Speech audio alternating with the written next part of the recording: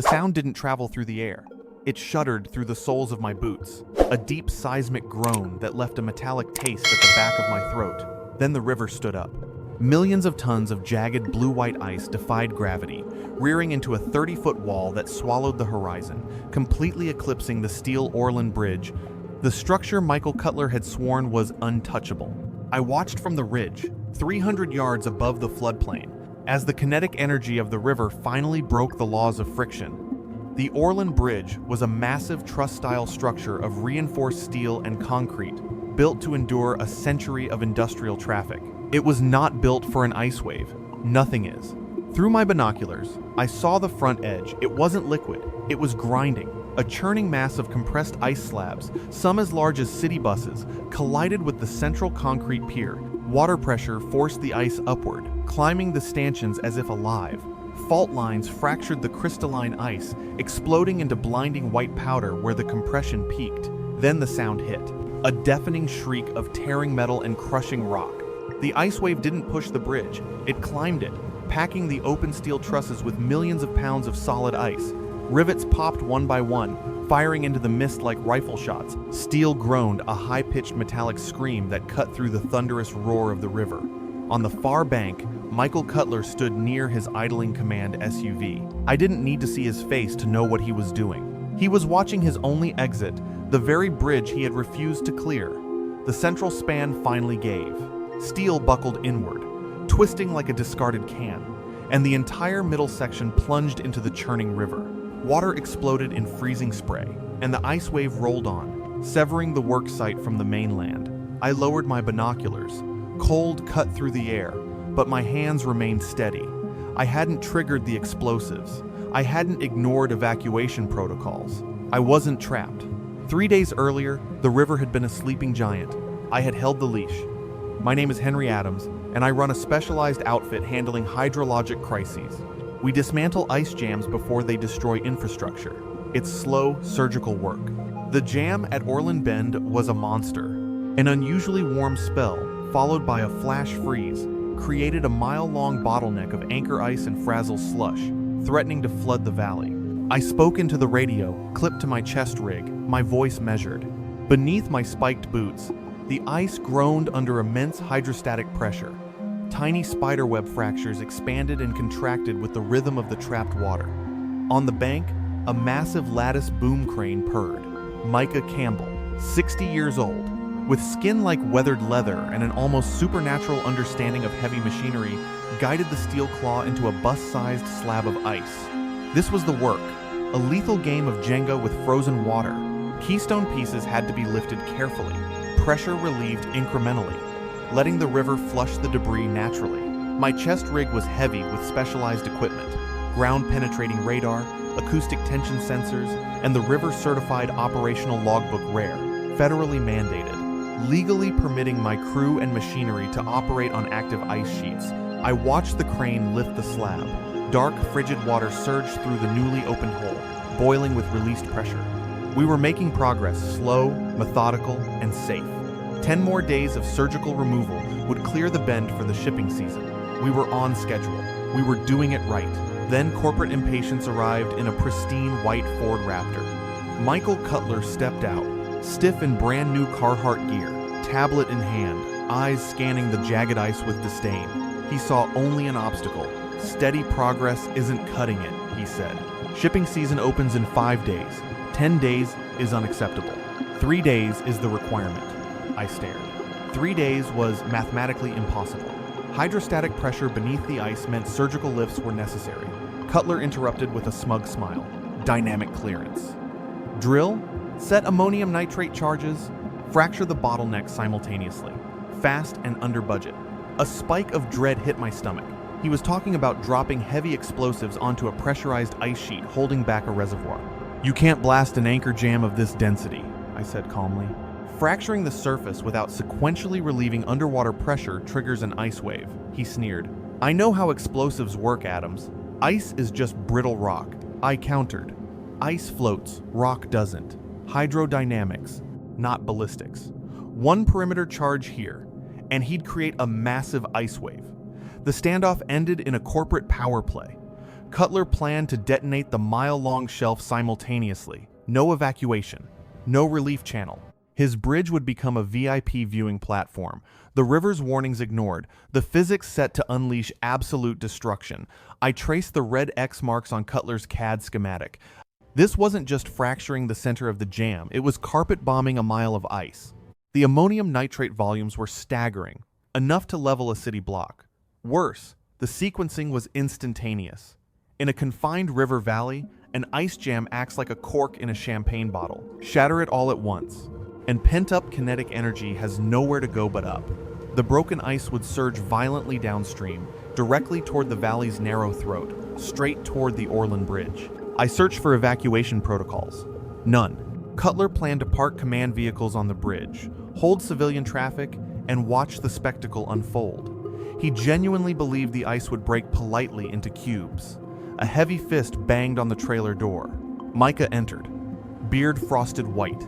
Cutler's crew just rolled up, he muttered. 3 flatbeds hauling drill rigs. They were here to play war. I tapped the schematic. Simultaneous detonation. The bridge would remain open. Micah's eyes widened. 40 years on rivers told him the truth. The channel would choke. Water would back up, lift the shelf, and hit the bridge. Everything on it. Everyone. I rolled the schematic into a cylinder. The patient, methodical work was over. The morning sun blazed sterile and blinding, but offered no warmth. The wind whipped down the valley, carrying the metallic scent of freezing water. Cutler moved onto the ice, walkie clipped to his pristine jacket, signaling his men to offload massive auger drills. They didn't know how to walk on pressurized ice. Every step brought them closer to disaster. I walked past the drills, my boots finding natural grips. When I stood face to face with Cutler, I spoke clearly. Shut the drills down. We need to talk about the sequence. He turned annoyed, hand on his hip. Adams, I don't have time for a hydrology lecture. My team is drilling charge holes. I held up the schematic. Your blast pattern is a death sentence. Fracturing a mile of anchor ice simultaneously will trap the broken plates underneath solid ice further downstream. You'll create an instant subsurface dam. He mocked me. 30-foot ice wave? Ice isn't a tsunami. I've engineered it perfectly. I ignored his performance. You have no evacuation order. Reserve trucks, civilian traffic, you must clear a half-mile radius, including the bridge. He stepped into my space, eyes cold. Do you know how much it costs to halt traffic on a state highway? He hissed. Time we don't have. I refused. I will not authorize my crew near this blast. If you proceed, I'm logging an official safety veto. He laughed softly, dangerously. The standoff lasted only seconds, but felt like eternity. Then he produced pre-prepared corporate stationery, shoved it into my chest harness. Your contract is terminated, effective immediately, he declared. Insubordination, failure to meet revised timelines. My men would now be under his command. He had just sealed his own fate, too arrogant to see it. You need to wait, evacuate the bridge, phase these charges, I said evenly. Cutler sneered, turning back to his drillers. Dynamite men don't wait for evacuation, he called. I didn't argue. I walked back to the staging area with deliberate pace, fully aware of how thin the ice beneath me truly was. Micah, at the crane, already idled the massive diesel engine, waiting for my signal to swing the next load. I climbed into the cab. Cutler just fired me, I said. The heat inside hit like a physical wall, coffee and hydraulic fluid lingering in the air. Micah didn't respond. He watched the river. He understood the warning. I began systematically stripping equipment from the site. Fiber optic acoustic lines, telemetry receivers, every piece of proprietary tech. By the time the last Pelican case was loaded, Cutler's crew was deaf and blind to the river's warnings. I parked my truck on Orland Ridge, overlooking the valley and the massive bridge anchoring it. Spotting scope ready, I watched them work through bitter afternoon and freezing night. Without my telemetry screens, Cutler's crew drilled blind. The ice jam was chaotic, three-dimensional, full of overlapping slabs, air pockets, and pressurized water veins. Drill bits struck high-pressure pockets. Dark freezing water geysered upward, flooding the surrounding ice ignored as surface melt. Charges of ammonium nitrate were dropped carelessly into flooded holes. Heavy flatbeds moved onto the ice, ignoring, groaning, and shifting beneath their tires. Macro fissures spiderwebbed outward. They moved too fast to notice. By nightfall, the staging area on the Orland Bridge was packed. Cutler had transformed the span into a VIP viewing platform. The tremor hit at 2 a.m. Even atop the ridge, inside the insulated cab of my truck, I felt it. Not an earthquake, but a deep, localized harmonic shudder vibrating through the bedrock. I bolted outside, pressed my eyes to the spotting scope. Down in the valley, harsh halogen lights revealed a terrifying shift. A massive section of anchor ice near the north bank buckled upward, jagged blue-white spines thrust 10 feet into the air. Pressure beneath the jam was desperate for release, warping the 2-mile ice shelf. Acoustic violence reverberated off the canyon walls like distant artillery fire. I activated the satellite phone and the heavy-duty digital recorder on my dashboard. This was about more than being right. It was creating a legally bulletproof record. I dialed the command trailer on the bridge. 4 rings. A gruff, exhausted voice answered. Command. It was Cutler, irritated, the trailer buzzing faintly in the background. I spoke calmly. Michael, this is Henry Adams, logging a formal timestamp safety advisory.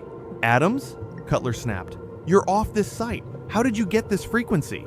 I ignored the posturing. There's a Class 3 subsurface pressure shift on the north bank. Hydrostatic tension exceeds the holding capacity of the anchor ice. The jam is no longer static. If he detonated the charges now, I warned, the shelf would subduct. Catastrophic kinetic wave, localized fracture, ice shifts. He dismissed me. Arrogance thick, impenetrable. I projected every ounce of authority over the line. Order immediate structural evacuation. Pull your men off the ice. Clear all civilian and corporate vehicles from the Orland Bridge. Do not detonate. Pause, then laughter, dismissive. I'm going to do in 2 days what you couldn't in 10, he sneered. Set foot near my site again, and I'll have you arrested for trespassing. Detonation at noon. Line clicked dead. Red light blinking on the recorder. The warning had been given. Evidence secured. There was nothing left to do but wait for sunrise and watch the river take its revenge. By 11 in the morning, the valley was stripped of all natural sound. Diesel engines of the auger drills silenced. Flatbed trucks no longer groaned. Only the low, hollow whisper of wind scraped across the ice. I stood beside my truck on the ridge, spotting scope trained on the staging area. Cutler had wired the mile-long shelf with red detonation cords, connecting hundreds of deep board charge holes. A staggering, explosive arsenal. My focus remained on the bridge. The Orland Bridge was a parking lot. Cutler's command trailer sat at the center span, flanked by supply trucks, SUVs, and a line of civilian transports. Dozens leaned over guardrails, phones raised, oblivious to the deadly geometry beneath them. Through the scope, I found Micah's lattice boom crane. Cab door wide open, empty. He had listened. He had walked away. Cutler raised a radio. Countdown begun. Fire in the hole, his voice crackled over the emergency frequency I monitored. The detonation hit not as a single sound, but a physical blow. Shock waves punched the air out of my lungs. A mile-long curtain of pulverized ice erupted. 3 seconds, perfect synchronization. Executives likely cheering. Then physics intervened. Smoke cleared. Fatal geometry revealed. The ice hadn't blown outward. No relief channel. Millions of tons dropped into freezing water beneath the shelf. The river turned pitch black, grabbing broken plates, shoving them under solid anchor ice downstream. Subsurface dam formed in under 10 seconds. The river stopped flowing. Silence. The most terrifying sound I have ever heard. 50 million gallons of kinetic freezing water pressed against an immovable wall. A panicked voice over the radio. Ice isn't flushing. Channel completely choked. Water level rising. Remaining solid ice emitted a continuous shriek.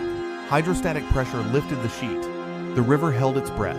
Then it exhaled. Kinetic correction absolute. Violent. Unstoppable. Pressure exceeded the weight of the frozen shelf. The center of the river exploded upward. A solid 30-foot wall of blue-white ice, half a mile wide, erupted. Grinding, churning boulders rode a super-pressurized surge. The ice wave didn't flow, it marched, devoured the landscape with terrifying mechanical efficiency. The near bank obliterated. 100-year-old pines snapped like matchsticks. Auger drills crushed, steel folded like tinfoil. Radio screams and overlapping orders of men realizing their powerlessness filled the air. Fall back, get off the banks, evacuate. Cutler screamed over the frequency, his composure shattered. The wave moved down the valley, gathering speed and mass. At the funnel's end, the Orland Bridge. Through optics, I saw the moment Cutler realized the approaching wall of ice. He grabbed an executive's arm, frantically pointing. Civilian vehicles tried to reverse. No room. Command trailers blocked lanes. Gridlock total. The wave struck. It wasn't a flood. It was a force. A sensory overload. Air temperature plummeted. Freezing mist preceding the wall. Ground beneath my truck shook violently. People abandoned vehicles, scrambling over steel trusses, running from a 30-foot avalanche of solid ice. Leading edge hit the first concrete pylons. Shockwave rippled through the bedrock, rattling teeth. From the ridge, the scene resembled a child's toy crushed by an angry god. The ice wave didn't wash over the bridge, it chewed through it. Central concrete piers bore the impact, sending ripples through steel girders. Thousands of rivets sheared simultaneously, screaming. Cutler stumbled, dropped to knees on the walkway. The bridge swayed violently beneath him. He scrambled toward the far bank, but gridlock blocked the path.